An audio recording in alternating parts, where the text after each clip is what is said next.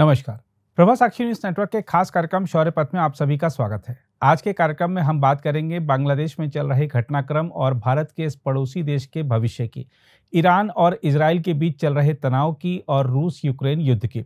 इन सब मुद्दों पर हमारे साथ बातचीत के लिए उपस्थित हैं ब्रिगेडियर श्री DS त्रिपाठी जी, सेवानिवृत्त। सर, कार्यक्रम में आपका बहुत बहुत स्वागत है।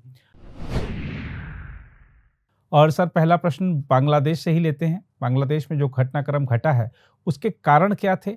क्यों बांग्लादेश में तख्ता पलट के इतिहास ने खुद को दोहराया? नीरज जी, देखिए, जो आपने बात की बांग्लादेश की और जो लास्ट में आपने कहा कि क्या इतिहास खुद को दोहरा रहा है, ये बिल्कुल सही चीज़ है। अगर हम इसीलिए मैं थोड़ा सा हिस्ट्री में, इतिहास में जाऊंगा। हमको अच्छी तरह पता है, सब जानते हैं लगभग कि पार्टीशन के बाद बांग्लादेश जो उस समय ईस्ट पाकिस्तान था, उसका क्या हाल हुआ था, कैसे सरकार चल रही थी। पाकिस्तान चला रहा था अपने यहाँ से, इस्लामाबाद से, और क्या हालत थी उस समय। ख़ास करके कुछ समय बाद 1960 का दशक आते आते वहाँ पर बहुत बुरा हाल हो गया था ईस्ट पाकिस्तान में। पाकिस्तान की जो सेना वहाँ पर थी, उन्होंने इनको पूरा दबा रखा था। बहुत अत्याचार हो रहे थे इनके ऊपर। इनका जो प्रोड्यूस था, सामान था, इकॉनमी थी ईस्ट पाकिस्तान की, उसका सारा फ़ायदा पाकिस्तान उठा रहा था। और इनकी जो फ़ौज थी वो पूरा जुल्म ढा रही थी ईस्ट पाकिस्तान पर। और उस समय शेख मुजीबुर रहमान थे, जो कि अपने यंग डेज में उन्होंने इसका विरोध किया। आपको पता ही है कि वो तकरीबन 12 साल तक जेल में रहे थे और बाद में रिहा हुए। उनको एक तरह से उसके बाद भी नज़रबंद रखा गया। 69 में शायद वो रिहा हुए और उसके बाद से देखिए घटनाक्रम कैसे बदला, कैसे रिवॉल्यूशन वहाँ पर हुआ, कैसे जनता बिल्कुल जितनी ये जुल्म उनके बढ़ते गए, जनता इनके विरुद्ध हुई और मुक्ति वाहिनी उन्होंने बनाई। मुक्ति वाहिनी थी उनकी मुक्ति के लिए। भारत से उन्होंने मदद मांगी, भारत ने उनकी मदद की। 1971 की लड़ाई हम सबको पता है कि दुनिया में ऐसी लड़ाई कभी थी नहीं जिसमें इतने ज़्यादा सैनिक जो है सरेंडर किए थे। पाकिस्तान का क्या हाल हुआ था।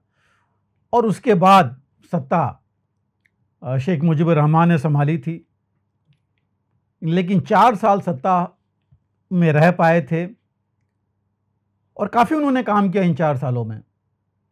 बांग्लादेश जो 1971 में बना, उसको वो दुनिया के नक्शे पर ले आए। हर एक चीज़, शिक्षा है, इकॉनमी है, वहाँ पर हेल्थ सिस्टम था, फूड प्रोग्राम, खाने पीने की जो ज़रूरतें थी, इंफ्रास्ट्रक्चर की ज़रूरतें थी, उनमें सब में उन्होंने जो है काम किए।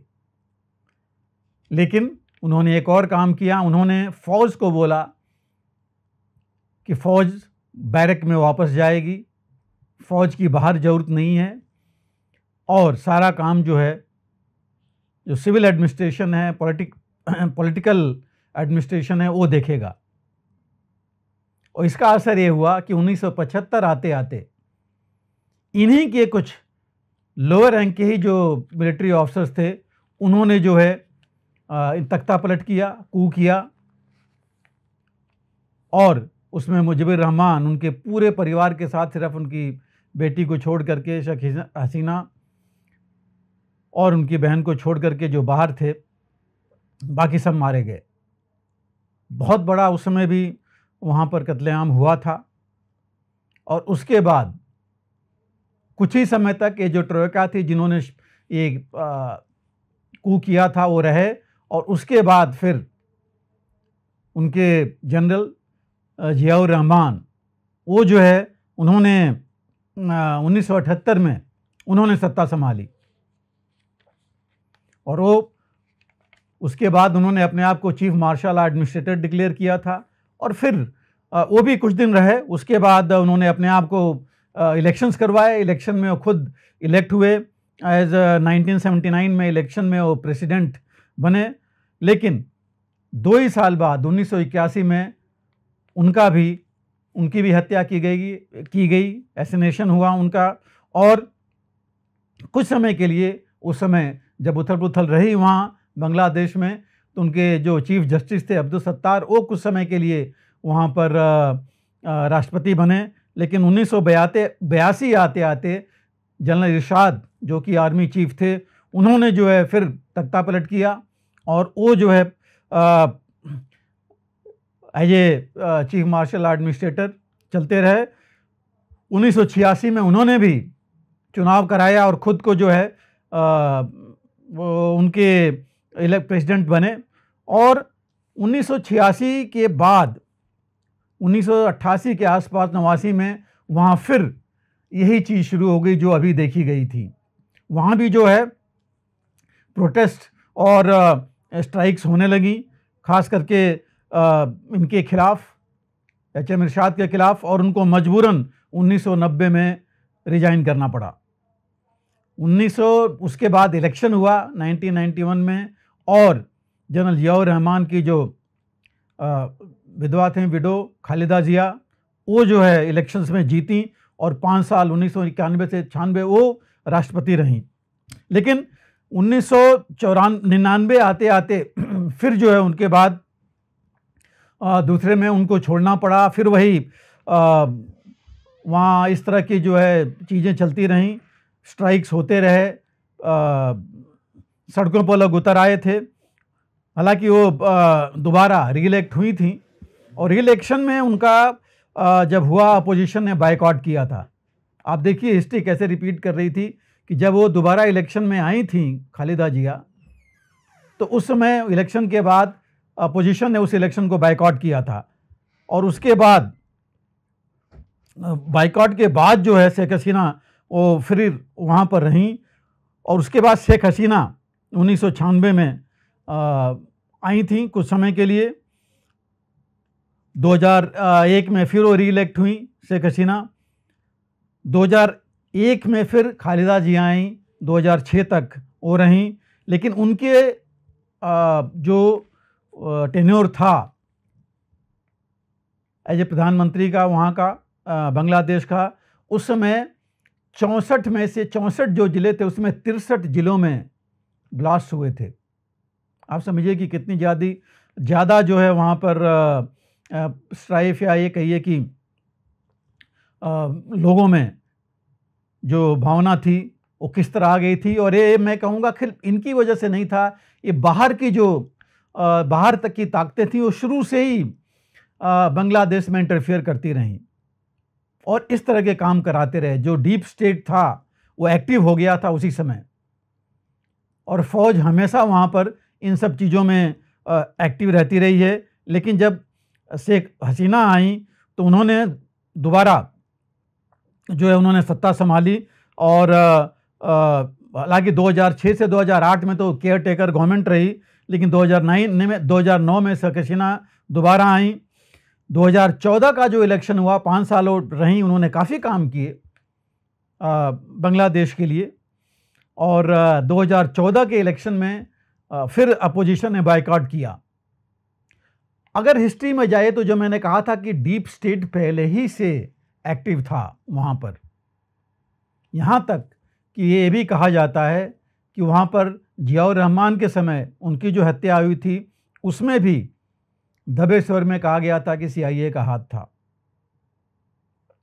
और पाकिस्तान तो ऑलरेडी एक्टिव था, उनकी ISI तो शुरू से एक्टिव रही है, क्योंकि उनको बर्दाश्त नहीं था कि ईस्ट पाकिस्तान जो है निकल गया उनके हाथ से, इंडिपेंडेंट स्टेट बन गया। तो शुरू से जो है इसके लिए एक्टिव थे।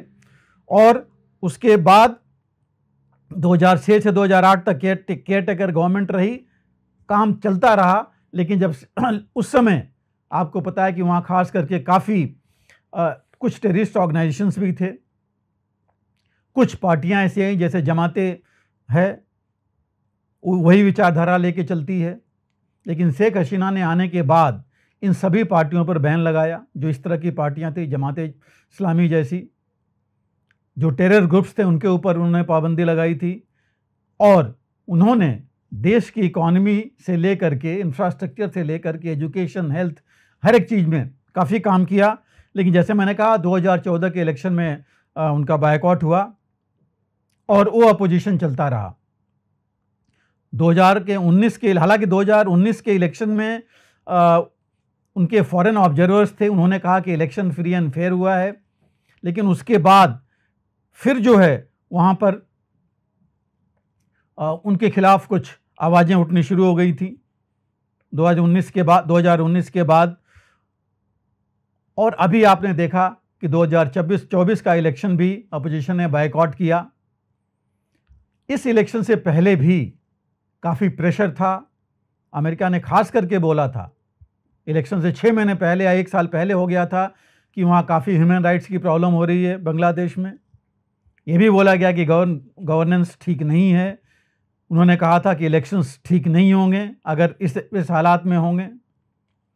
स्टूडेंट मूवमेंट शुरू हो गया था, और जो स्टूडेंट मूवमेंट है, जो उन्होंने बोला था कि एसोसिएशन जो बनाया था कि डिस्क्रिमिनेशन, जो उन्होंने स्टूडेंट मूवमेंट चलाई थी कि एंटी डिस्क्रिमिनेशन स्टूडेंट मूवमेंट उन्होंने चलाया था, जो उनको कहना था कि जो इनके आरक्षण किया था शेख हसीना ने पहले 30%, जो फ्रीडम फाइटर्स थे उनके एक किसी डिपेंडेंट को गवर्नमेंट सर्विस में, उसके खिलाफ, जबकि वो जो आरक्षण था ऑलरेडी होल्ड पर था।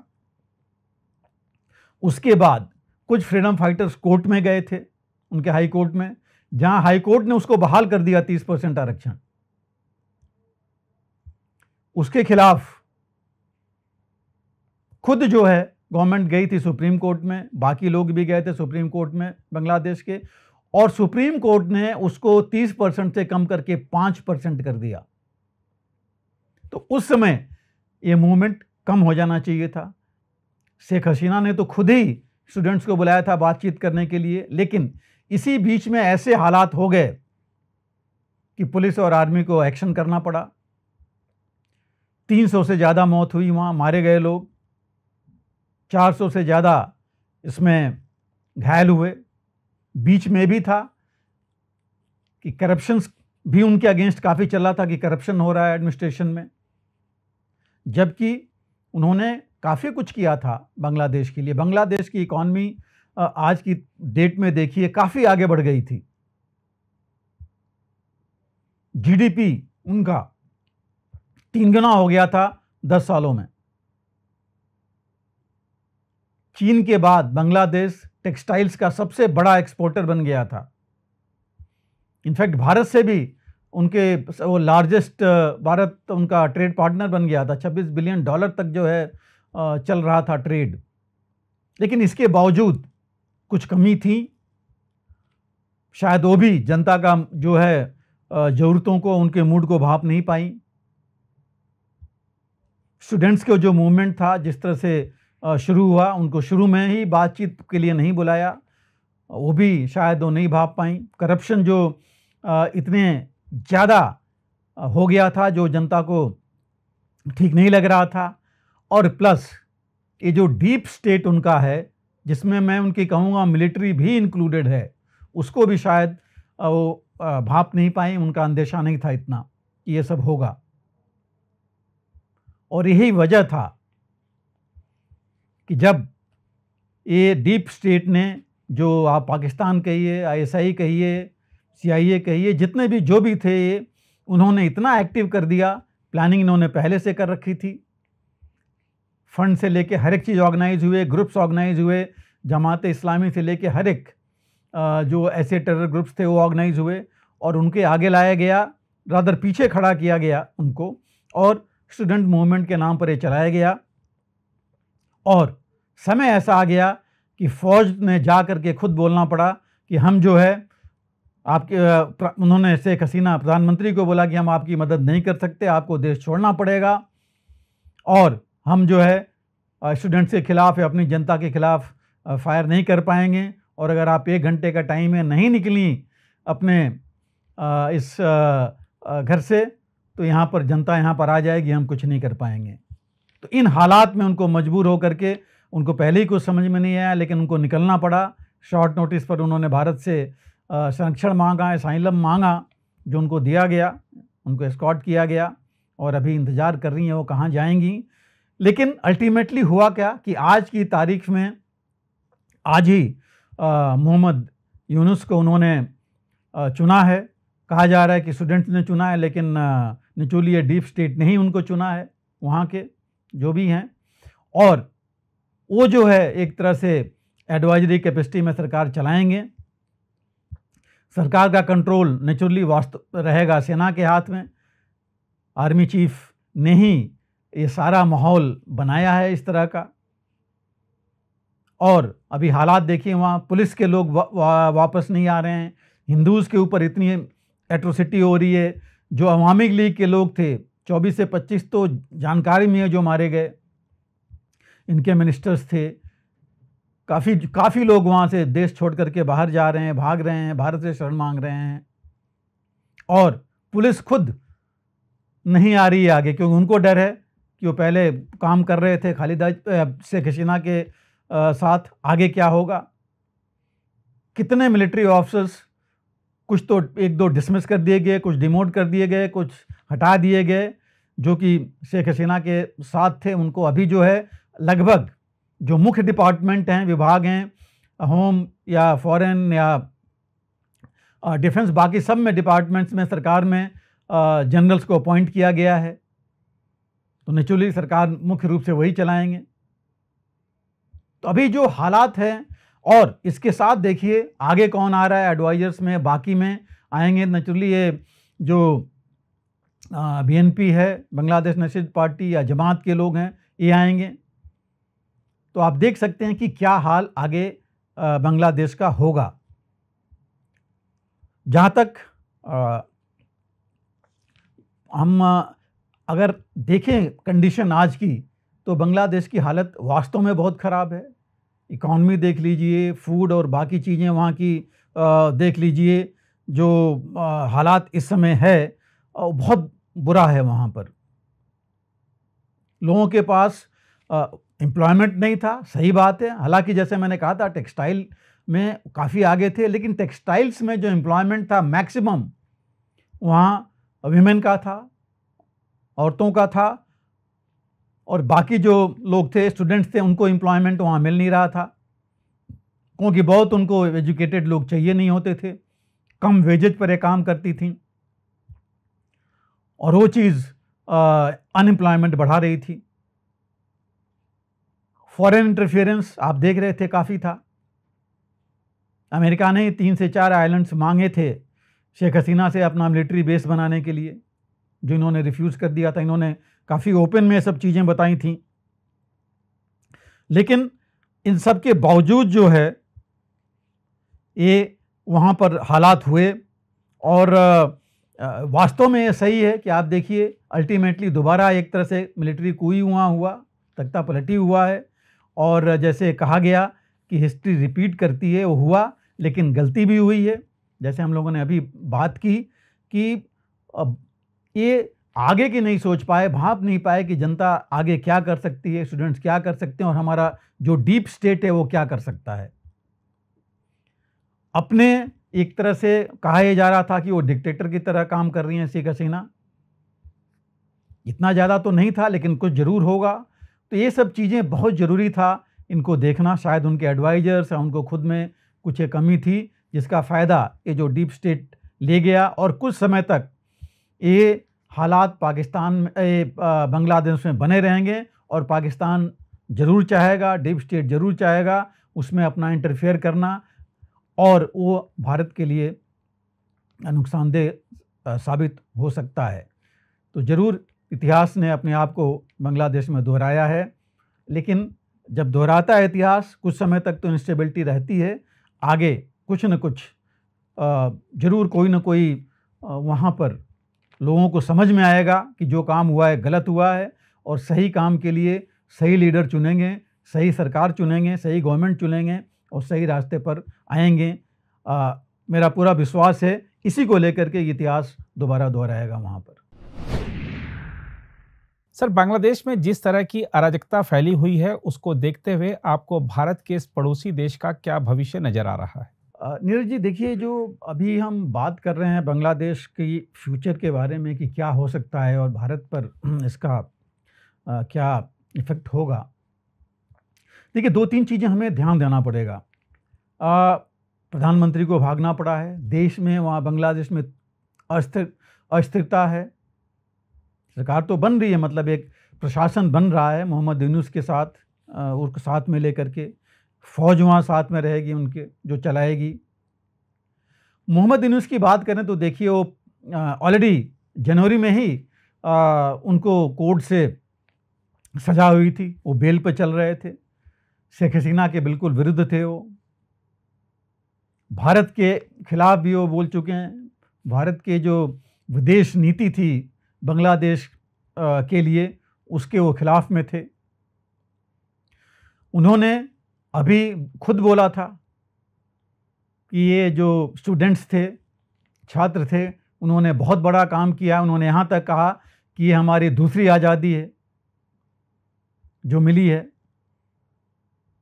और यही चीज़ खालिदा जिया, जिनको अभी रिहा कर दिया गया है वहाँ पर, जो भी अंडर हाउस अरेस्ट थी, उनके साथी भी रिहा कर दिए गए हैं। जमात के लोग भी आगे आ गए हैं। तो आप देखिए, अस्थिरता बांग्लादेश में उनकी इतिहास रहा है कि जब भी ऐसी चीज़ हुई अस्थिरता रही है, और अस्थिरता अभी भी वहाँ कुछ समय तक रहेगी। इसके साथ आप वर्ल्ड का मतलब मैं कहूँगा मेन रिएक्शन देखिए। अमेरिका ने पहले ही बोला था कि वो बांग्लादेश की जनता के साथ हैं, वो चाहेंगे कि डेमोक्रेसी वहाँ पर रहे। जहाँ उन्होंने जब ये बोला कि वो बांग्लादेश की जनता के साथ हैं, मतलब उन्होंने जो हुआ वहाँ पर उसको सही ठहराया है, सही माना है उन्होंने। और पाकिस्तान तो आप जानते ही हैं, उन्हें खुले रूप से बोला है। चीन ने भी दबे रूप से बोला है, लेकिन उन्होंने भी कहा है कि जनता के साथ जाना चाहेंगे। तो और जो बाकी डीप स्टेट है वहाँ पर, जो खुद बांग्लादेश के लोगों के विरुद्ध और भारत के विरुद्ध अपने आप को दिखा रहे थे या दबे हुए थे, वो अब आगे आ रहे हैं।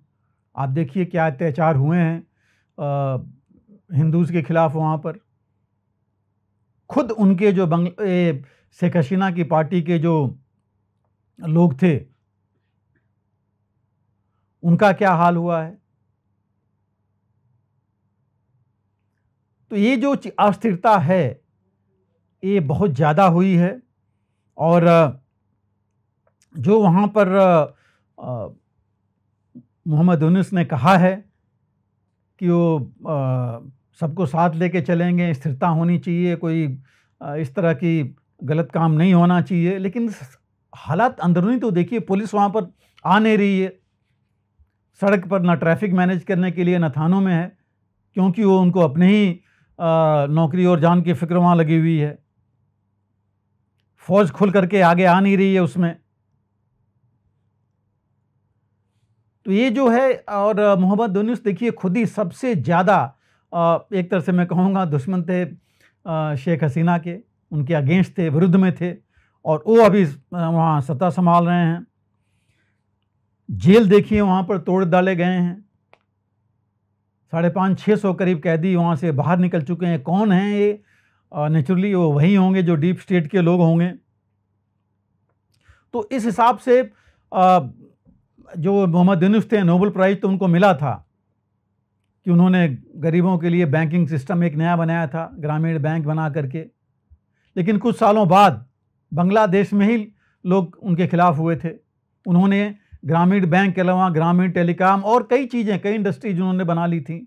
पॉलिटिक्स में भी आना चाहते थे, लेकिन वो सफल नहीं हुए थे पॉलिटिक्स में आने के लिए। लेकिन इंतरिम गवर्नमेंट जो आज बन रही हैं, आज बना रहे हैं, वो जो है बेसिकली आर्मी ही चलाएगी, फौजी उनकी चलाएगी। और उन्होंने already senior officers, lieutenant generals को उन्होंने पोस्ट कर रखा है मेन जो डिपार्टमेंट्स हैं उसमें। और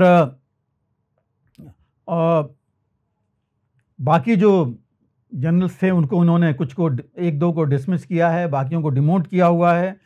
उन्होंने ऑलरेडी जो डिपार्टमेंट्स हैं, जो बाकी लोग हैं, आप देखिए उनके बैंक के लोग, जो बांग्लादेश बैंक है, सेंट्रल बैंक, उससे काफ़ी लोग रिजाइन कर चुके हैं, जा चुके हैं। कुछ डिपार्टमेंट्स का भी यही हाल है। तो ये अस्थिरता काफ़ी दिन तक वहाँ रहने वाली है, क्योंकि अभी रिपरकशन शुरू हो जाएंगे, बदला लेने की भावना वहाँ शुरू हो जाएगी। और इस वजह से जो है वहाँ पर जो आम बांग्लादेशी हैं, जो आम लोग हैं, उनको काफ़ी मुसीबत झेलना पड़ेगा। अभी जो है आप देखिए उस समय जो टॉप ब्रास है आर्मी का, वो भी जो है अभी पक्ष में नहीं है भारत के, या जो वहाँ के लोग उस समय के शेख हसीना के समय के थे। देखिए इसका जो मुख्य असर पड़ने वाला है, जहाँ तक हमारा सवाल है भारत का, इस अस्थिरता का एक तो सिक्योरिटी पर होगा, डिप्लोमेटिक जो हमारा एंगेजमेंट है उनके साथ उस पर होगा, इकॉनमी और ट्रेड पर होगा, और जो ह्यूमैनिटेरियन ग्राउंड्स हैं, रिफ्यूजीज़ खास करके जो वहाँ हमारे हिंदू जो वहाँ माइनॉरिटी में हैं, एक कुछ चीज़ें हैं जिन पर बहुत ज़्यादा फ़र्क पड़ने वाला है। और ये अनस्टेबल बांग्लादेश, अस्थिर बांग्लादेश, उससे फ़ायदा सिर्फ पाकिस्तान, चीन या अगर अमेरिका इन्वॉल्व है उनको हो सकता है। जो हमारी जो सबसे बड़ी जो चिंता है वहाँ पर कि टेरर ग्रुप्स वहाँ एक्टिव हो जाएंगे। जमाते है, आईएसआई है, अलकायदा, बाकी आ जाएं। हम हो सकता है कि वो आईएसआईएस या अलकायदा भी वहाँ अपनी पैंट बनाए। और ये जो है हमारे नॉर्थ ईस्ट को काफ़ी सिक्योरिटी पर मैं बात कर रहा हूँ कि काफ़ी अनस्टेबल बना सकता है। घुसपैठ के मामले में जो हमारा सिलीगुड़ी कॉरिडोर है, जो चिकन नेक भी बोला जाता है, जो सबसे ज़्यादा वल्नरेबल है चीन से, हम सब जानते हैं, हमारे नॉर्थ ईस्ट को कट ऑफ कर सकता है। उस पर बहुत असर पड़ेगा इस इंस्टेबिलिटी से। दूसरा जो इंडियन ओशन रीजन है, उसमें देखिए चीन से लेके अमेरिका से लेके हर एक चाहता है अपनी पैठ वहाँ बनाना, बेस वहाँ बनाना। उस पर भी असर पड़ सकता है। चीन तो ऑलरेडी कोशिश कर रहा है, ऑलरेडी उसने एक नेवल बेस चिटगांग के पास बना रखा है, सबमरीन 2 पुरानी इनको दे रखी हैं उसने, उसको ऑपरेट कर रहा है। ये एक सुरक्षा के लिहाज से काफ़ी नुकसानदेह वहाँ साबित होगा भारत के लिए। नॉर्थ ईस्ट जो हमारा स्थिर हो रहा था, उसमें फिर जो ये टेरर ग्रुप्स हैं जो वहाँ शरण ले चुके हैं बांग्लादेश में, जो हम जानते हैं, वो और एक्टिव हो जाएंगे। तो ये जो है वो मुश्किल पड़ेगा हमारे लिए। और जो ये डीप स्टेट है जो भारत में एक्टिव नहीं हो पा रहा था, भारतीय प्रशासन और हमारी जनता की वजह से उसको वहाँ एक मौका मिल सकता है एक्टिव होने के लिए और भारत के विरुद्ध कार्रवाइयाँ करने के लिए। जहाँ तक ट्रेड का सवाल है, देखिए मैंने पहले इसमें हम जानते हैं कि भारत सबसे बड़ा ट्रेडिंग पार्टनर है बांग्लादेश का। चीन भी है, लेकिन भारत सबसे बड़ा है। और अभी जो है इस हालात में उस पर बहुत फ़र्क पड़ेगा और इसका नुकसान भारत को भी होगा, बांग्लादेश को भी होगा। चाहे वो आप एनर्जी के मामले में कहिए, इंफ्रास्ट्रक्चर के मामले कहिए, इन्वेस्टमेंट के मामले में कहिए, टेक्निकल जो जानकारी है उसके बारे में, आदान प्रदान के बारे में। और जो सबसे ज़्यादा नुकसान होने वाला है वो है कि काफ़ी कुछ एग्रीमेंट्स हुए थे। अभी जब शेख हसीना आई थी 1 महीने पहले, 10 एग्रीमेंट उस समय हुए थे, उससे पहले भी कुछ एग्रीमेंट्स हुए थे, खास करके ट्रेड और ट्रांजिट फैसिलिटी लेकर के। रेलवे लाइन बननी थी, भारत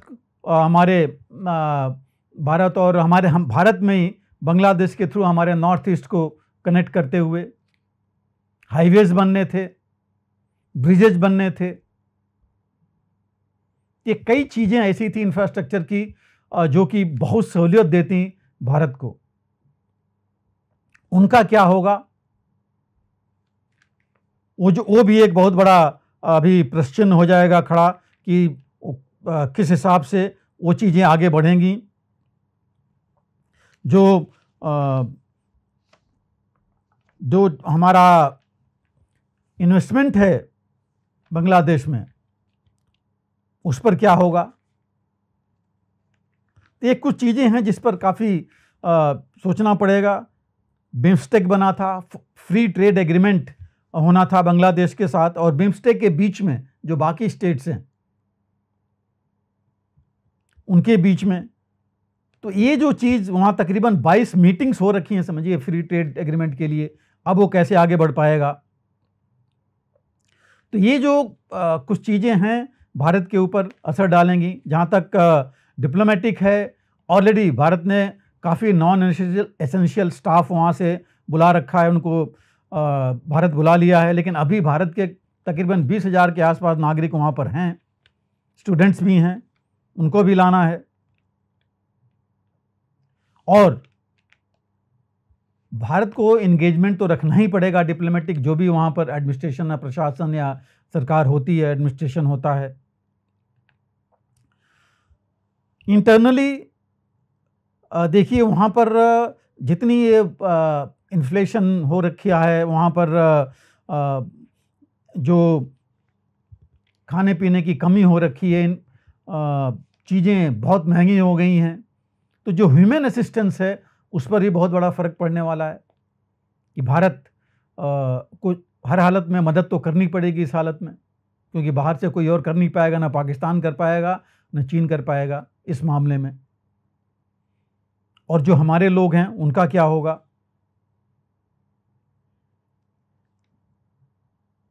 अभी ये ज़रूर है कि भारत, हो सकता है भारत जो है ये चीज़ पता नहीं थी कि हालत इतनी जल्दी ऐसे बदल जाएंगे, तख्तापलट इस हालत में हो जाएगा, इसका अंदाज़ा नहीं था, अंदेशा, और एक बैक हुआ। तो ये थोड़ा सा फ़र्क तो ज़रूर पड़ेगा। भारत को नीति अपनी बदलनी पड़ेगी। अगर नई सरकार, जैसे उन्होंने कहा है, पहले ही अभी उन्होंने बोलना शुरू कर दिया है कि जो भी एट्रोसिटी, जो कुछ हुआ है उसको कमीशन बिठाया जाएगा, इंक्वायरी की जाएगी। और ऐसे करके अभी शेख हसीना भारत आई हैं, इसको विरुद्ध भी वहाँ पर चल रहा है कि भारत ने उनको शरण क्यों दी। ये भी चल रहा है, अगर कोई यूरोपियन देश, जहाँ पर कहा जा रहा है उन्होंने शरण मांगी है, अगर शरण नहीं देता है तब तक यहीं रहेंगी। और इस बीच में अगर वहाँ का जो सरकार है वो कहती है कि नहीं, वो वापस चाहिए, क्योंकि उनको अगर किसी केस में उनको फंसाया जाता है, फिर क्या होगा।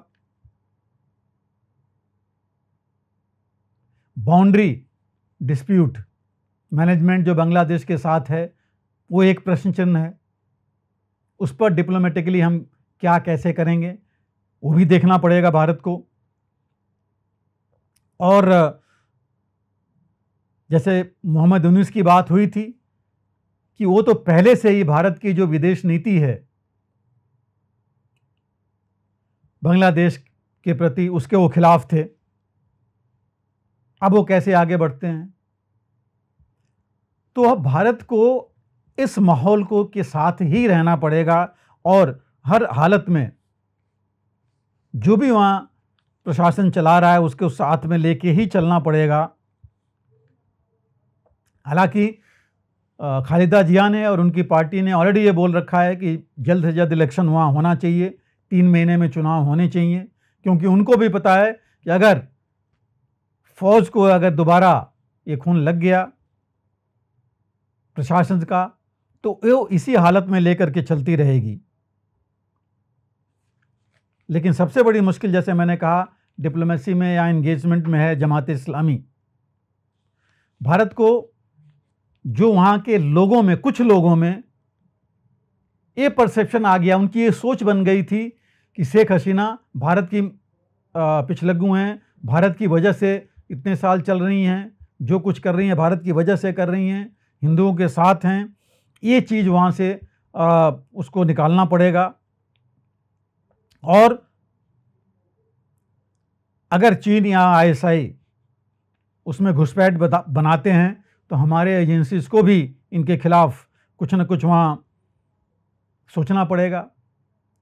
ट्रेड एंड इकॉनमी के बारे में चीन और वियतनाम वो सबसे पहले वहाँ जाना चाहेंगे। वो भी देखना पड़ेगा कि कैसे भारत खुद की जो है, खुद को अपना अग्रसर इस मामले में बनाए रखता है, ट्रेड और इन्वेस्टमेंट के बारे में। डिप्लोमेटिक एंगेजमेंट तो रखना ही पड़ेगा, साथ ही ह्यूमन असिस्टेंस को भी साथ साथ चलाना पड़ेगा। ये बहुत ज़रूरी है।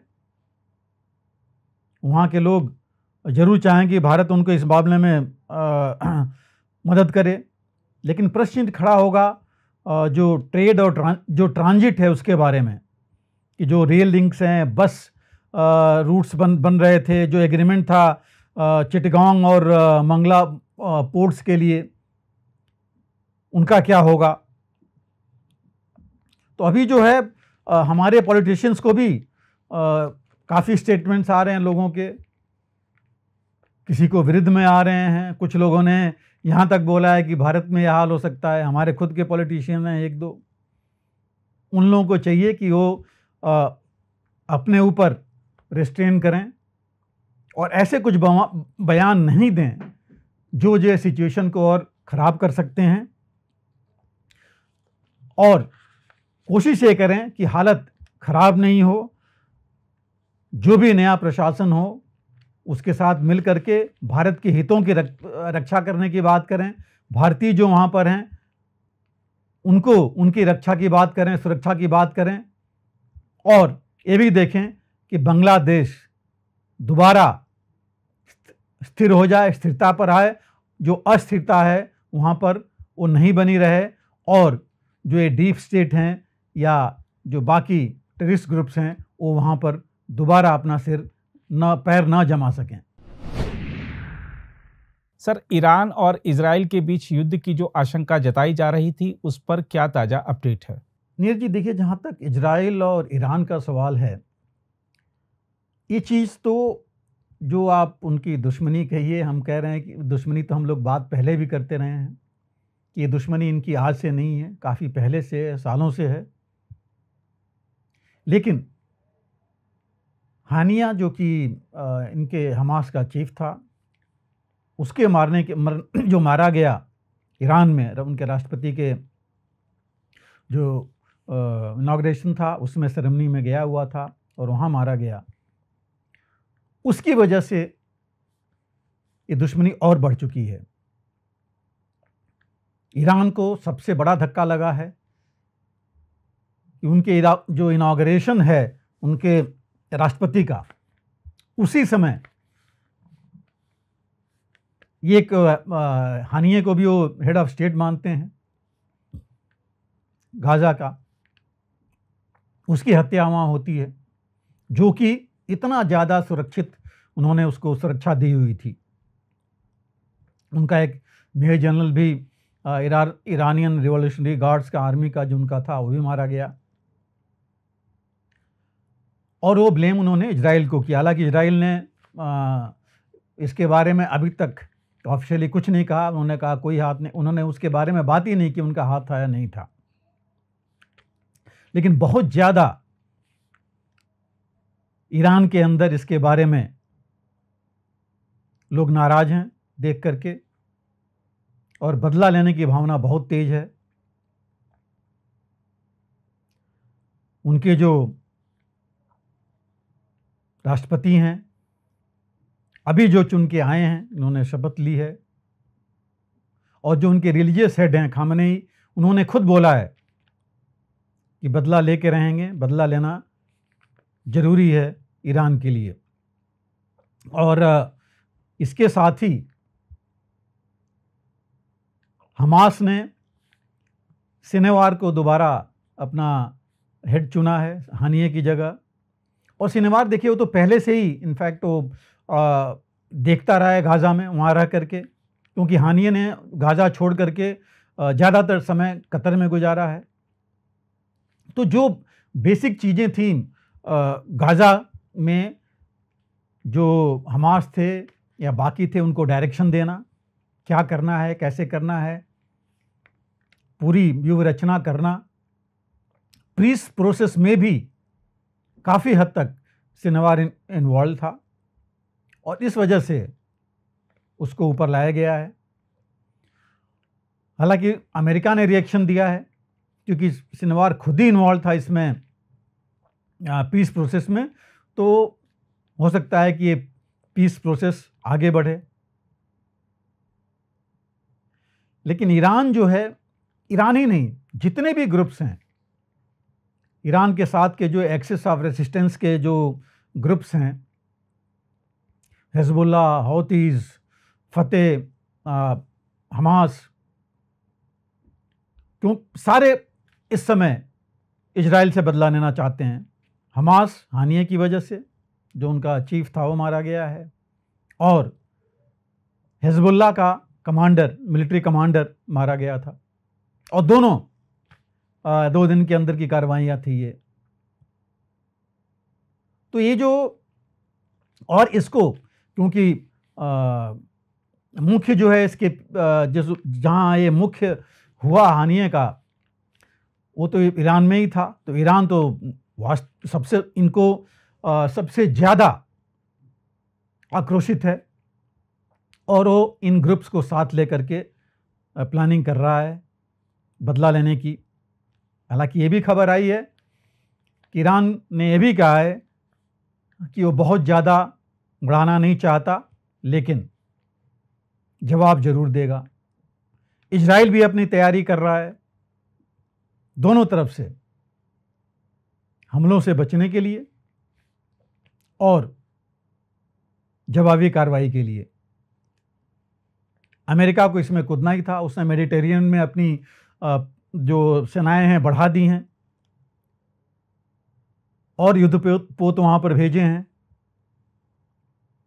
जो अमेरिका के बेसेस थे मिडिल ईस्ट में वो सक्रिय हो गए हैं, सक्रिय थे भी बट और रीइंफोर्स कर दिया इन्होंने। और डिप्लोमेटिकली भी बातचीत चल रही है अमेरिका की। अमेरिका ने यहाँ तक बोला है कि ईरान को और ज़्यादा भड़काना नहीं चाहिए, आग में घी नहीं डालना चाहिए इसमें, लेकिन उनको पता है कि ईरान भी एक्शन लेगा, तो वो भी इसकी तैयारी कर रहे हैं। जहाँ तक गाजा का सवाल है, हमास का सवाल है, देखिए 40,000 से ज़्यादा पैलेस्टीनियंस मारे गए हैं। ऑफिशियली जो पैलेस्टीनियन हेल्थ अथॉरिटी ने बोला है,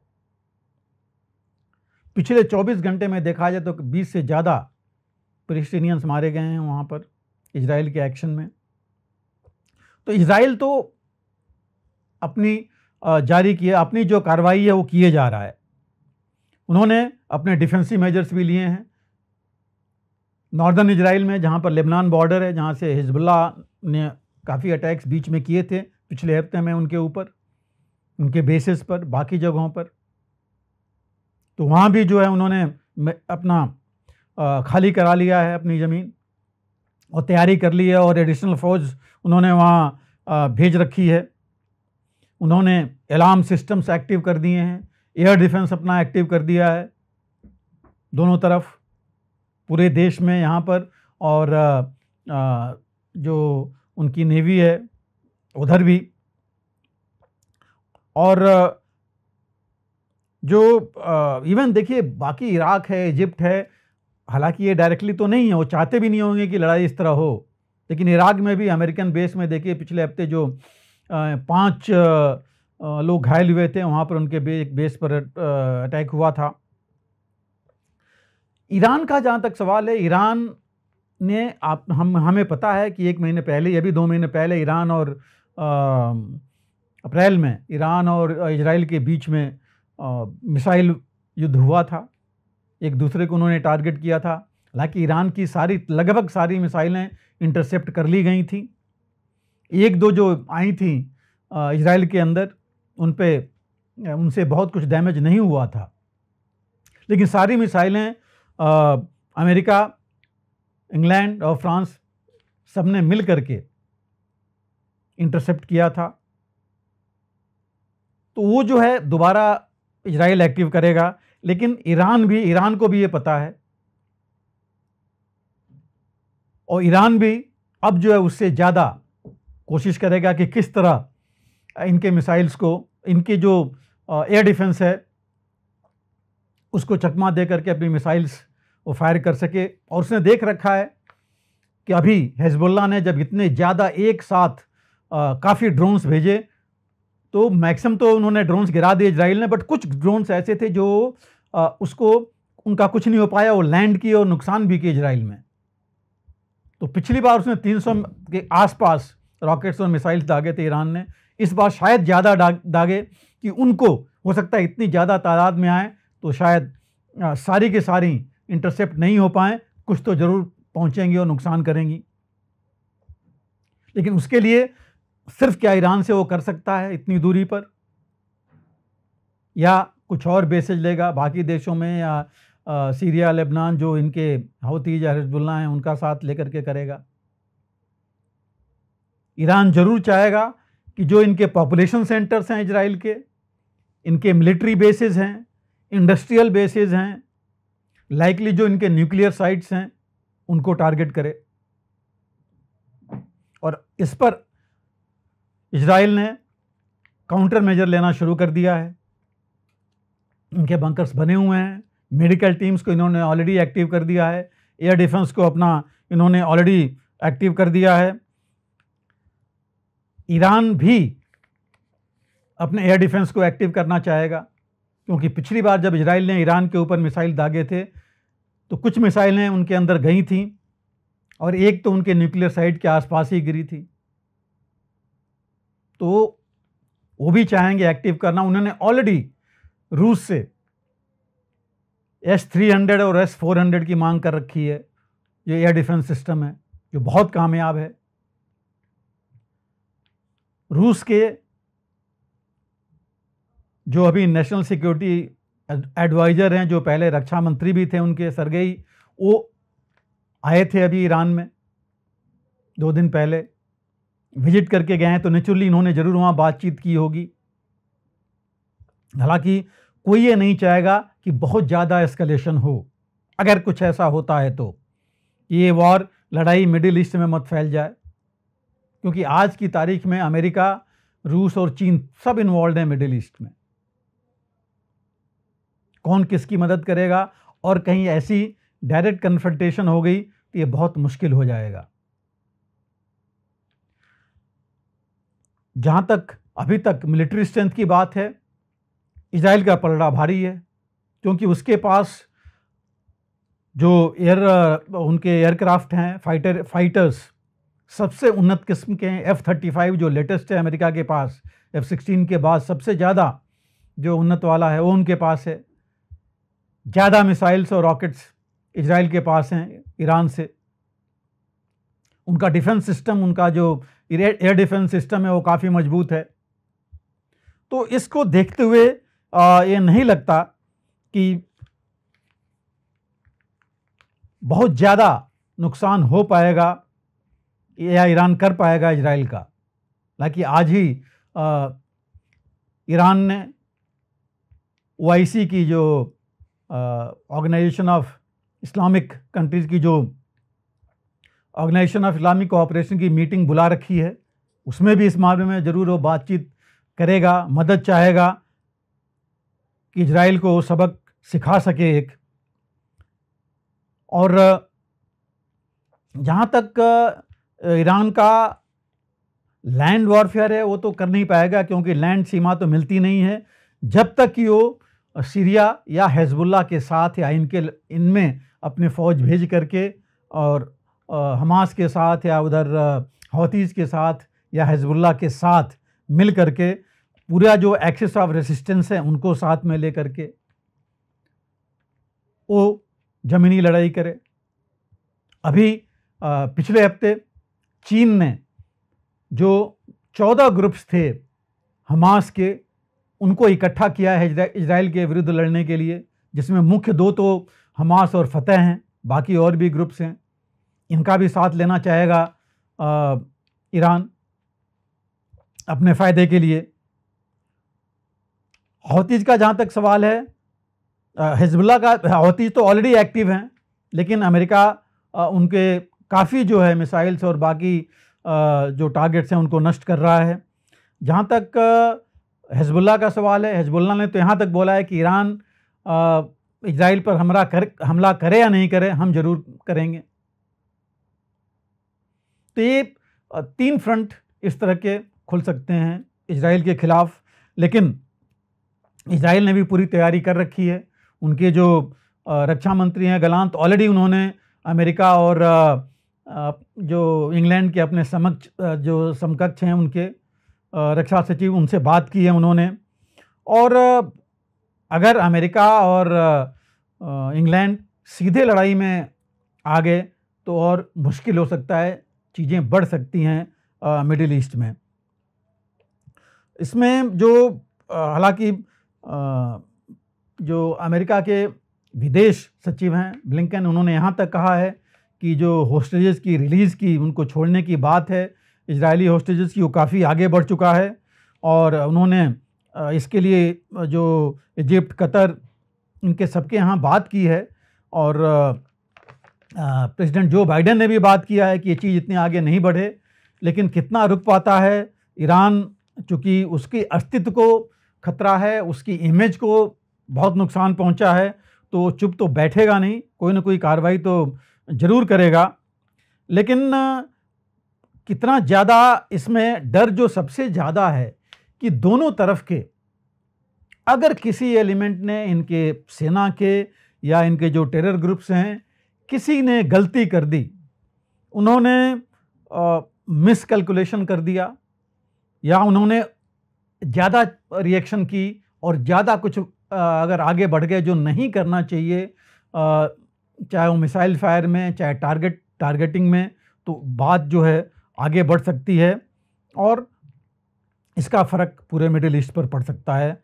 तो सबसे पहले तो यही देखना पड़ेगा, जो ज़रूरी है कि ये चीज़ आगे नहीं बढ़े, कैसे कंट्रोल किया जाए, कैसे इसको रोका जाए।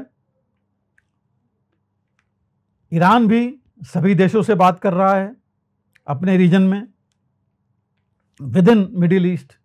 इजराइल भी कर रहा है, लेकिन इजराइल मिडिल ईस्ट के बाहर के देशों से बात कर रहा है इस मामले में। तो ये जो है लड़ाई नेतन्याहू को तो फ़ायदा दे सकती है, क्योंकि अगर वो इजराइल के ऊपर इजराइल का नुकसान कर सकते हैं तो अपने देश में उनको फ़ायदा मिल सकता है। इसमें ऑलरेडी थोड़ी इमेज तो उनकी बढ़ गई है, जो ऑलरेडी उनकी इमेज बहुत डाउन थी अपने देश में, इजराइल में, हनीये के और जो मिलिट्री कमांडर उन्होंने हिजबुल्लाह का मारा था, उसकी वजह से ये थोड़ा आगे तो जा सकता है। लेकिन अगर ये लड़ाई हुई तो इसका नुकसान दोनों को बहुत ज़्यादा हो सकता है।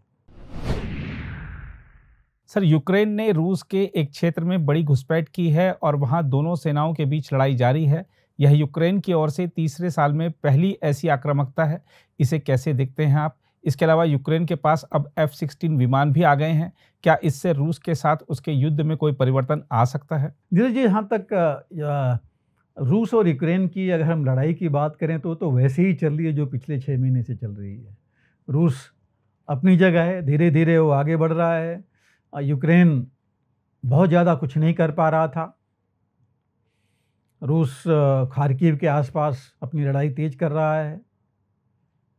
लेकिन अभी जो हुआ था, जो 2 दिन पहले या मैं कहूँ मंगलवार को जो चीज़ हुई, वो पिछले जो ये तीसरा साल है इसमें कभी नहीं हुई। और यूक्रेन से आशा भी नहीं थी कि यूक्रेन इस तरह एक तरह का प्लान बनाएगा हमला करने के लिए रूस के अंदर। मंगलवार को रूस का जो कुर्स्क जो रीजन है, उसमें जो एक गांव है, एक बॉर्डर के पास ही में यूक्रेन के बॉर्डर से तकरीबन 10 किलोमीटर की दूरी पर एक सुरजा करके एक लोकेलिटी है, 5000 की वहाँ की स्ट्रेंथ है। वहाँ पर एक छोटी सी लोकेलिटी है रूस की, जहाँ पर यूक्रेन ने तकरीबन 1000 अपने फौजियों और सोल्जर्स के साथ 11 तकरीबन टैंक और करीब 20 से ज़्यादा और आर्मर्ड गाड़ियाँ ले करके उसने एक अटैक लॉन्च किया जो अनएक्सपेक्टेड था रूस के लिए, और वो आगे भी बढ़ गए। लेकिन बाद में रूस ने एक्शन लिया। पुतिन ने इसके बारे में खुद बोला कि दुश्मन ने ऐसा किया है जो एक टेररिस्ट एक्शन है, हमने उनको रोक दिया और उनको खदेड़ रहे हैं। नुकसान ज़रूर हुआ है, करीब 6 लोग मारे गए हैं, कुछ घायल हुए हैं रूस के। लेकिन एक बहुत बड़ा कदम था जिसकी आशा शायद रूस को नहीं थी और एक्सपेक्टेड भी नहीं था कि यूक्रेन, जिसके पास ऑलरेडी फ़ौज की कमी है, जो लड़ नहीं पा रहा है, वो ऐसी कार्रवाई करेगा। लेकिन इसके कुछ कारण हो सकते हैं, और कारण सबसे बड़ा ये है कि रूस ने अपने फ़ौज को, अपने लोगों को दिखाया कि यूक्रेन ने अपने लोगों को, अपनी फ़ौज को दिखाया कि वो ऐसा कर सकता है, रूस के अंदर भी जाने की हिम्मत रखता है, और ये चीज़ उनके मोराल पर असर डालेगी। तो ये एक उसको फ़ायदा मिला। दूसरा, उसका एक और एम हो सकता है, मजबूर करे रूस को, जो कि रूस आगे बढ़ता जा रहा है डोनेस्क रीजन में, ईस्टर्न जो रीजन है वहाँ पर, खार्किव और बाकी जगहों पर जहाँ वो आगे बढ़ता जा रहा है, निप्रो रिवर के आसपास, वहाँ पर जो है रूस को मजबूर करे रुकने के लिए, जिससे रूस अपनी फ़ौज शिफ्ट करे, यहाँ पर ले आए इस रीजन में जहाँ पर कि बहुत ज़्यादा कुछ लड़ाई नहीं हो रही है। रूस के एक जनरल ने खुद बोला है कि हम वहाँ लड़ाई लड़ने नहीं जा रहे हैं, रूस को दिखाने जा रहे हैं और रूस को रोकने जा रहे हैं। तो मतलब उनका एक एम ये था कि रूस को मजबूर होना पड़े अपनी फ़ौज वहाँ लाने के लिए, जिससे बाकी जगहों पर उसका असर कम हो जाए, जिस हिसाब से वो आगे बढ़ते जा रहा है। और ये जो ऐसा इस तरह की हालात है, उन्होंने बोला कि उन्होंने जो यूक्रेन का एक कर्नल ने ही अपनी ब्रीफिंग में नेक्स्टा एक जो चैनल है उसको बताया है कि वो प्लानिंग करके गए थे, हालांकि बहुत आगे नहीं बढ़ पाएंगे, लेकिन वो प्लान करके गए थे। हालांकि इसकी जो है अमेरिका से लेकर के जो कि कुछ थिंक टैंक हैं, वो जो है वो इसको बड़ा हास्यास्पद बना रहे हैं कि क्यों गया यूक्रेन, जब खुद उसके पास यूक्रेन, जहाँ पर यूक्रेन को लड़ना चाहिए, खार्किव, डोनेस्क या निप्रो के पास जहाँ पर रूस आ चुका है, आगे बढ़ रहा है, उसकी जगह वहाँ से इतनी फ़ौज और सामान लेके वहाँ गए हैं दिखाने के लिए। उससे अच्छा था कि अपने आप को बचाते, रूस को नुकसान पहुँचाते, वहाँ रोकते जहाँ पर रूस इनके अंदर आ चुका है। क्योंकि अगर यहाँ इतनी इनकी फ़ौज गई और उसको रूस घेर करके इनको अगर नुकसान पहुँचाएगा तो कोई फ़ायदा इससे इनको नहीं मिलने वाला है। मोराल कुछ समय के लिए हाई होगा, लेकिन अगर ये सारी इनकी फ़ौज या इनका साजो सामान वहाँ नुकसान होता है इनको, तो वही मोराल और ज़्यादा इनका नीचे आ जाएगा और बाकी जगह पर इतना ये कॉन्सनट्रेट नहीं कर पाएंगे। तो ये जो है रूस के हिसाब से तो ऑलरेडी इनका एडवांस रोक दिया उन्होंने, और इनको अभी पीछे आएंगे। हालांकि बहुत ऑफिशियल कमेंट्स इसके बारे में नहीं आया है दोनों तरफ से। और लेकिन ये ज़रूर है कि ये एक मेजर ऑफेंसिव है इन 3 सालों में यूक्रेन की तरफ से, जो पहले ये सोचा नहीं गया था और सोच नहीं सकते थे। हालांकि छोटे मोटे रूस ने किए थे। बेलगोरोड हम जानते हैं, जो कि अगेन यूक्रेन के साथ बॉर्डर पर ही रशिया का एक शहर है, वहाँ पर ये फायरिंग करते रहे हैं। इनके जो कुछ एलिमेंट्स अंदर जाते रहे हैं नुकसान पहुँचा करके, लेकिन आते रहे हैं और इनको भी उससे नुकसान हुआ है। तो मुझे लगता है कि ये गए हैं ज़रूर अपना मोराल बूस्टिंग के लिए, दिखाने के लिए, लेकिन जब इनके लॉस होगा, नुकसान ज़्यादा होगा, तो ये वहाँ से वापस आएंगे। हाँ, कुछ समय तक रूस को ज़रूर इन्होंने मजबूर कर दिया है इस फ्रंट को भी देखने के लिए अब रूस को इधर भी अपनी सेना कुछ रखनी पड़ेगी, जो ज़रूर उसके लिए थोड़ा मुश्किल होगा। और डोनेस्क में ऑलरेडी वो अटैक्स किए जा रहा है, जो उसके खिलाफ यूक्रेन कुछ नहीं कर पा रहा है बहुत ज़्यादा। खार्किव में भी, जो डोनेस्क का जो इलाका है, या निप्रो में कमी है। अभी भी यूक्रेन के पास फौज की भी कमी है, वो रिक्रूट नहीं कर पाया लोगों को, और साजो सामान की कमी तो है ही। तो ये जो है मोरल फैक्टर ज़रूर है यूक्रेन के लिए, लेकिन मुझे नहीं लगता कि बहुत कुछ फ़ायदा इससे यूक्रेन को होगा इस लड़ाई में। जहाँ तक F-16 की बात आप कर रहे थे, F-16 ज़रूर पहले अभी आए हैं लिथुआनिया से यूक्रेन के पास, और F-16 हम जानते हैं कि बहुत उन्नत किस्म का है। हालांकि ये नया नहीं है, इसके बाद भी अमेरिका ने F-35 जो है और ज़्यादा उन्नत किस्म का है, जो सबको नहीं दिया उसने, इजराइल के पास है अभी। अब उसने वादा किया है लिथुआनिया और जो देश अभी दे रहे हैं अपने F-16 यूक्रेन को, कि उनको F-35 वो देगा।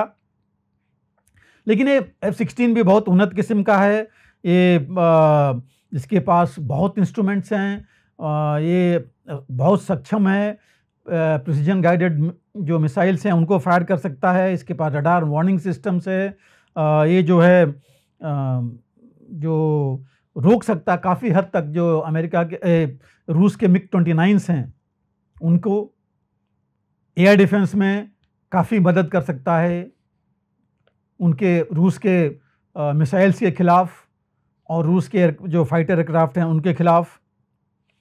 लेकिन ऐसा नहीं है कि रूस भी चुपचाप बैठा है। रूस ने अपने इसके ख़िलाफ़ 2-3 चीज़ें की हैं मजबूत, अपने जो डिफेंसेज हैं उनको मजबूत किया है कि बहुत ज़्यादा नुकसान नहीं हो इनको। दूसरा, उसने जो है इस तरह से डिफेंसेज किए हैं कि जो भी उनके ऊपर हमले हों उसको वो रोक सकें। उसके साथ ही उसने अपने जो F-16 के ख़िलाफ़ अपनी जो मिसाइल्स हैं, एयर डिफेंस मिसाइल्स हैं, उनको तैनात कर रहा है, काउंटर मेजर्स वो ले रहा है अपनी तरफ से। उसके S-400, S-300, 400 काफ़ी अच्छी एयर डिफेंस मिसाइल सिस्टम्स हैं। उसने S-500 भी बना रखा है, जो अभी तक वो इस लड़ाई में लाया नहीं है। तो अगर ये कामयाब हो जाएंगे F-16 के ख़िलाफ़ तो बहुत बड़ा नुकसान होगा अमेरिका को, या लॉकहीड मार्टिन जो ये बनाती है इस विमान को, क्योंकि इसका काट अगर मिल गया रूस को तो फिर इन विमानों को, फाइटर एयरक्राफ्ट को कोई लेगा नहीं। दूसरा जो है रूस इसमें टारगेट करेगा खास करके उन जगहों पर जहां पर कि ये विमान F-16 जो फाइटर एयरक्राफ्ट हैं वो रखे जाएंगे, उन बेसिस को भी करेगा। तो ये कुछ चीज़ें हैं जो कि रूस भी काउंटर मेजर्स ले रहा है और लेगा। जहाँ तक यूक्रेन का सवाल है, फ़र्क तो बहुत पड़ेगा। जैसे मैंने कहा, उनके एयर डिफेंस के लिए डीप जा कर के स्ट्राइक कर सकते हैं। हालांकि पूरे उन्नत किस्म के और बहुत ज़्यादा डीप स्ट्राइक करने वाले मिसाइल्स तो अमेरिका नहीं देगा, जो अभी तक इनके बीच का करार है, लेकिन 180 किलोमीटर तक की मिसाइल्स इनको मिलेंगी, वो भी इनको काफ़ी मदद कर सकती हैं, खासकर क्रीमिया और बाकी जगहों पर नुकसान कर सकते हैं। रूस की जो डिफेंसिव जो भी इंफ्रास्ट्रक्चर है, मिलिट्री बेसेस हैं, इंडस्ट्रियल बेसेस हैं, इनके जो लॉजिस्टिक्स एरियाज़ हैं, ऑयल फील्ड्स हैं, तो इन पर इनको मदद मिलेगी। लेकिन इनको मुश्किल भी है कि इनको इन जो F-16 हैं इनको पीछे रखना पड़ेगा, ज़्यादा आगे नहीं रख सकते, क्योंकि वो ज़्यादा नुकसान कर सकता है रूस, तो थोड़ा काफ़ी पीछे रखना पड़ेगा। हो सकता है कुछ को तो ये पोलैंड या बाकी देशों के एयर बेसेज में रखें, उतनी इनको रेंज कम मिलेगी। दूसरा है, इसको चलाने के लिए इनके पायलट्स बहुत शॉर्ट कैप्सूल, शॉर्ट कोर्स करके आए हैं। हालांकि बहुत ज़्यादा विमान नहीं मिले हैं अभी, 2 मेरे ख्याल से आए हैं। अभी जो है इस साल के अंत तक 24 आएंगे। और जो रिक्वायरमेंट है, जो पुतिन ने खुद बोला है, और उनके जो पार्लियामेंट के कंसल्टेटिव कमेटी जो उनकी है रक्षा के ऊपर, उसके एक मेंबर ने बोला है कि कम से कम 120 से 128 F-16 चाहिए इनको, यूक्रेन को अपनी पूरी सुरक्षा के लिए। तो वो इतनी जल्दी तो मिलने वाले नहीं हैं। 24 जैसे मैंने कहा प्रॉमिस किया है अमेरिका ने इस साल के आखिरी तक, कितने मिल पाते हैं वो भी देखने की वाली बात होगी, क्योंकि ये भी काफ़ी समय बाद मिल रहा है। लेकिन अभी भी इनके जो पायलट्स हैं शॉर्ट क्रैश कोर्स करके ही आ रहे हैं, पूरी तरह ट्रेन नहीं हुए हैं। 9 महीने की ट्रेनिंग है, जबकि 1.5 से 2 साल लगते हैं इसकी पूरी ट्रेनिंग के लिए। कितने कामयाब होंगे वो भी देखना पड़ेगा कि क्या इनके पायलट चलाएंगे या फिर वही इनके नाम पर इनके नाटो के पायलट चलाएंगे उनको। वो भी एक देखने वाली बात होगी, मुश्किलात होगी इनके लिए। उसका मेंटेनेंस कैसे होगा F-16 का, क्योंकि ये खुद तो कर नहीं पाएंगे। उसके लिए इनको अमेरिका से ही मदद लेनी पड़ेगी या इन कंट्रीज से, लिथुआनिया जो इनको दे रहे हैं, और इनके प्राइवेट सेक्टर ही ये फॉरेन कॉन्ट्रैक्टर्स ही मेंटेन करेंगे। तो वो कैसे किस हिसाब से कर पाते हैं, वो भी इनके लिए एक बड़ा मुश्किल काम होगा। और रूस जहाँ तक है, जैसे मैंने कहा कि ये रूस अपनी तरफ से तो इनके कार्ड ढूंढेगा ही, और इनके जो ग्लाइड बॉम्ब्स ऑलरेडी रूस ने इस्तेमाल कर रखे हैं, जो कि ग्लाइड कर जाते हैं, उसके लिए उसको ज़रूरत नहीं है बहुत ज़्यादा एयरक्राफ्ट की, उसका ज़्यादा इस्तेमाल कर सकता है।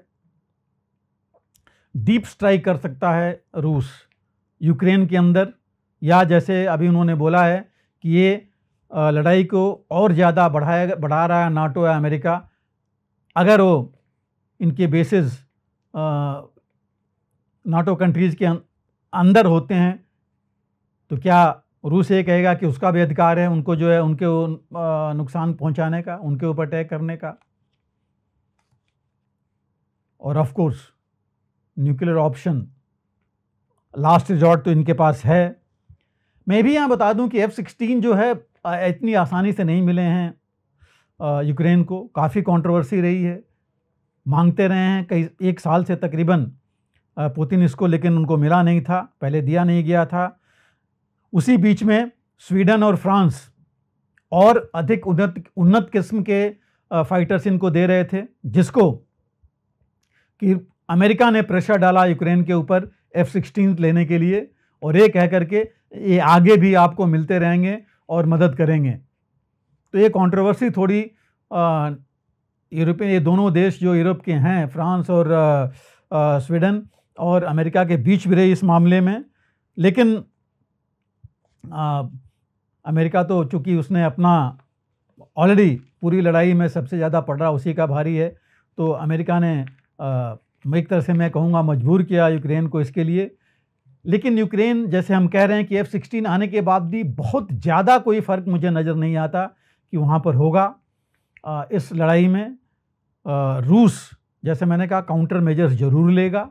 हाँ, कैपेबिलिटी और मोरल फैक्टर ज़रूर यूक्रेन का बढ़ेगा, और अंदर जा सकते हैं रूस के, लेकिन मुझे लगता है कि रूस भी उतना ही अंदर जाएगा और ज़्यादा नुकसान इनका करेगा। लेकिन अगर रूस कहीं नाटो के अंदर, इन देशों के अंदर अगर उसने उनको दुश्मन मार करके अगर अटैक किया, तो ये थोड़ा सा ये चीज़ बहुत आगे बढ़ जाएगी, जिसकी मुझे नहीं लगती कि होगी, लेकिन इस ऑप्शन को भी ध्यान में रखना पड़ेगा। और सर, कार्यक्रम का समापन करें उससे पहले, जैसे हमने एक शुरुआत की है कि सोशल मीडिया पर जो चीज़ें वायरल होती हैं उसको लेकर एक प्रश्न किया जाए। हमने देखा कि वायनाड में किस तरीके से भारतीय सेना ने दिन रात कड़ी मेहनत करके लोगों को बचाया, वहाँ पर राहत और बचाव कार्य जो आगे बढ़ाया। एक बच्चे ने सेना को पत्र लिखा जो कि वायरल भी हुआ। उसने कहा कि मैं आपके काम को देखकर बहुत ज़्यादा चकित था, आश्चर्यचकित था, और मैं मुरीद हो गया हूँ आपका। और उसने भी इच्छा जताई है कि बड़ा होकर वो भी एक जवान बनना चाहता है सेना का। सेना ने भी जवाब दिया है और कहा है कि हम जल्दी ही उस दिन का इंतजार कर रहे हैं कि जब आप भी हमारे साथ एक जवान के रूप में खड़े रहेंगे। तो जब इस तरीके की प्रशंसा मिलती है, तब आप जो हमारे जो जवान होते हैं, हमारे जो सैन्य कर्मी हैं, उनके मन में क्या भाव आते हैं सर? देखिए, नीरज जी एक बहुत बड़ी चीज़ है, खासकर एक छोटे बच्चे की तरफ से। बड़े तो बोलते रहते हैं और प्रशंसा तो देखिए सेना अपना काम करती है। प्रशंसा की मैं कहूँगा भूखी नहीं है, लेकिन अच्छा तो सबको लगता है। और देश से प्रशंसा मिले वो और मिलती रहती है सेना को, बहुत बड़ा ये मनोबल पर असर डालती है और अपना काम करने के लिए प्रेरित करती है हमेशा। लेकिन इस बच्चे ने जो लिखा है उसने यहाँ तक ये भी कहा है कि हमने देखा कि आप सिर्फ बिस्किट खा करके आप रह रहे हैं और आप लोग जो है इतना काम कर रहे हैं इस तरह से। तो ये एक बहुत बड़ी बात है, दिखाता है कि सेना बोलती नहीं है, दिखाती भी नहीं है, लेकिन देखी जाती है और बच्चे तक देख रहे हैं। तो ये कुछ उन लोगों को समझना चाहिए जो सेना के ऊपर प्रश्न चिन्ह उठाते हैं कि हर एक आदमी देख रहा है। उनको तो जो लोग प्रश्न चिन्ह उठाते हैं उनको तो ज़्यादा देखना चाहिए, उनको ज़्यादा समझना चाहिए। और सेना जरूर ये चाहेगी और बच्चे इस तरह की सोच रखें, देशभक्ति का सोच रखें। देश के जो भी देश में परिस्थिति आती है, देश के अंदर बाहर, उसका सामना करने के लिए, देशवासियों को बचाने के लिए ये भावना रखें। इस बच्चे से भी अगर प्रेरणा लेंगे तो ये बहुत बड़ी बात होगी। और मैं एक चीज़ ऐड करूंगा, कोई ज़रूरी नहीं है कि आप सेना में आकर के ही ये करें, बाहर रह करके भी आप कर सकते हैं। सेना की मदद सेना में आकर के और बाहर रख के भी कर सकते हैं। तो ये एक बहुत बड़ी बात है। और अगर ये बच्चा ऐसा सोचता है और जब भी उस लेवल में पहुंचेगा, चाहेगा सेना में आना, तो जरूर सेना उसकी मदद करेगी। और ऐसे जो भी लोग प्रेरित होंगे उन सेना हर तरह से मदद करेगी। लेकिन इसके बावजूद भी मैंने कहा सेना को जो काम मिलेगा वो करती रहेगी। और ऐसे में देखिए आपने देखा होगा ये जो नेचुरल कैलेमिटीज़ में हमेशा सेना को आना ही पड़ता है, बिकॉज हर एक से ये चीज़ें हैंडल नहीं हो पाती हैं, आपने देखा हुआ है हमेशा। तो सेना अपना काम करती रहेगी, इसी सेवा भाव से करती रहेगी देश के लिए। और जितने अगर लोग प्रेरित होंगे, बच्चे प्रेरित होंगे, तो एक देश के लिए बहुत अच्छी चीज़ होगी, बहुत अच्छा मैसेज जाएगा। जी बिल्कुल। और आपने जैसा कहा कि बिस्किट खा के गुजारा किया, तो सेना अपनी ज़रूरतों का नहीं, देश की, समाज की ज़रूरतों का ध्यान रखती है और उसी को प्राथमिकता बनाते हुए काम भी करती है। तो हमें अपने जवानों पर, अपनी सेना पर गर्व है। और सर, आप इस चर्चा से जुड़े आज के कार्यक्रम में आपने बांग्लादेश से संबंधित, मुझे लगता है कि जितने भी प्रश्न लोगों के मन में उमड़ घुमड़ रहे होंगे, सबका आपने जवाब देने का प्रयास किया है। इतिहास से लेकर भविष्य तक की आपने जो चीज़ें विस्तार से बताई हैं, मुझे लगता है कि इस पर आपने शायद अन्य जो हमने इस बीच बांग्लादेश से संबंधित जितने भी विशेषज्ञों की राय देखी है, तो आपने काफ़ी विस्तार से सब चीज़ों को बताया है। इसके अलावा ईरान इजराइल युद्ध को लेकर और यूक्रेन और रूस युद्ध को लेकर जो चीज़ें चल रही हैं, ताज़ा अपडेट क्या है, इस पर भी आपने जानकारी दी है। तो आज का कार्यक्रम भी आपने सारगर्भित बनाया, ज्ञानवर्धक बनाया। हमारे पाठकों, दर्शकों को निश्चित ही इससे लाभ होगा। सर, आप इस चर्चा से जुड़े, आपका बहुत बहुत धन्यवाद।